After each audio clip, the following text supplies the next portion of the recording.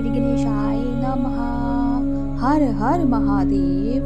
देवताओं के अनुरोध से वैष्णव ब्राह्मण के वेश में शिव जी का हिमावन के घर जाना और शिव की निंदा करके पार्वती का विवाह उनके साथ ना करने को कहना। ब्रह्मा जी कहते हैं, नारद, मेना और हिमावन की भगवान शिव के प्रति उच्च कोटि की अनन्य भक्ति देख इंद्र आदि सब देवता परस्पर विचार करने लगे। तदनंतर गुरु बृहस्पति और ब्रह्मा जी की सम्मति के अनुसार सभी मुख्य देवताओं ने शिव जी के पास जाकर उनको प्रणाम किया और वे हाथ जोड़कर उनकी स्तुति करने लगे। देवता बोले, देव देव महादेव करुणा कर शंकर, हम आपकी शरण में आए हैं, कृपा कीजिए, आपको नमस्कार है।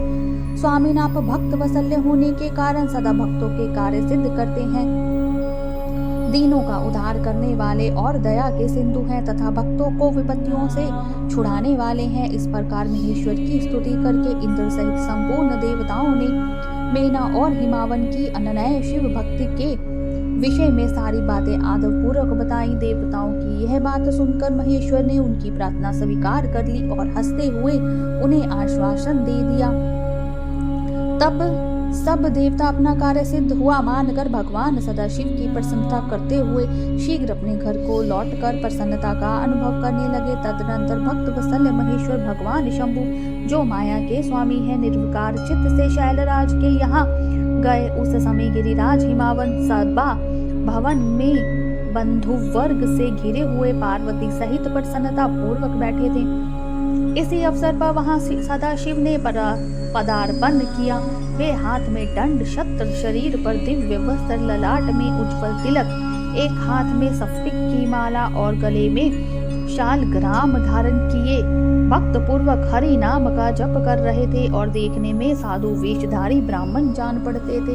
उन्हें आया देख सब परिवार हिमावन उठकर खड़े हो गए। उन्होंने उन अपूर्व अतिथि देवता को भूतल पर दंड के समान पड़कर भक्ति भाव से साष्टांग प्रणाम किया।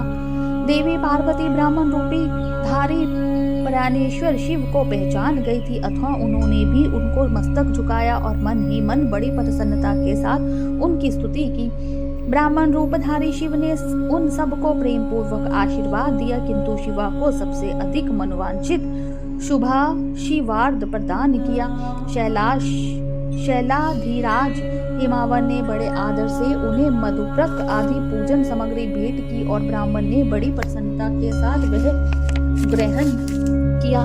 तत्पश्चात गिरिराज हिमाचल ने उनका कुशल समाचार पूछा। मुने अत्यंत प्रीति पूर्वक उन दिगराज की विधिवत पूजा करके शैलराज ने पूछा, आप कौन है? तब उन ब्राह्मण शिरोमणि ने गिरिराज से शीघ्र ही आदर पूर्वक कहा।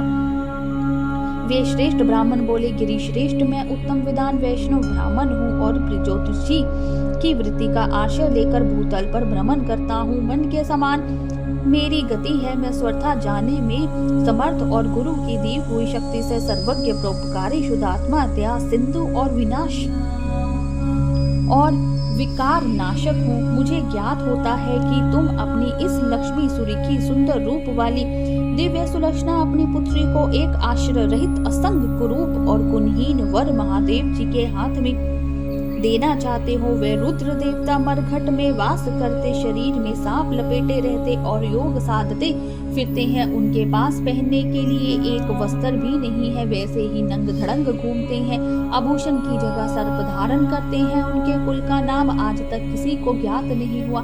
वे कुपात्र और कुशील हैं, स्वभावत विहार से दूर रहते हैं, सारे शरीर में भस्म रमाते हैं, क्रोधी और अविवेकी हैं। उनकी अवस्था कितनी है यह किसी को ज्ञान नहीं। वे अत्यंत कुसित जटा का बोझ सदा सिर पर धारण किए रहते हैं। वे भले बुरे सबको आश्रय देने वाले भ्रमणशील, नागहारधारी, भिक्षुक, कुमार्ग परायण तथा हठ पूर्वक वैदिक मार्ग का त्याग करने वाले हैं। ऐसे आरोग्य वर को आप अपनी बेटी बहना चाहते हैं। अश्चल राज, अवश्य ही आपका यह विचार मंगलदायक नहीं है। नारायण कुल में उत्पन्न ज्ञानियों में श्रेष्ठ गिरिराज, मेरे कथन का मर्म समझो। तुमने जिस पात्र को ढूंढ रखा है वह इस योग्य नहीं कि उसके हाथ में पार्वती का हाथ दिया जाए। शैलराज, तुम ही देखो, उनके एक भी भाई बंधु नहीं है। तुम तो बड़े बड़े रत्नों की की खान हो, किंतु उनके घर में बूझी भांग भी नहीं है, वे स्वर्था निर्धन है। गिरिराज तुम शीघ्र ही अपने भाई बंधुओं से, मीना देवी से, सभी बेटों से और पंडितों से भी प्रयत्न पूर्वक पूछ लो, किंतु पार्वती से ना पूछना, क्योंकि उन्हें शिव के गुण दोष की परख नहीं है। ब्रह्मा जी कहते हैं, नारद ऐसा कहकर वे ब्राह्मण देवता जो नाना प्रकार की लीला करने वाले शांत स्वरूप शिव ही थे, शीघ्र खा पी कर आनंद पूर्वक वहां से अपने घर को चल दिए। बोलिए शंकर भगवान की जय, उमापति महादेव की जय, हर हर महादेव।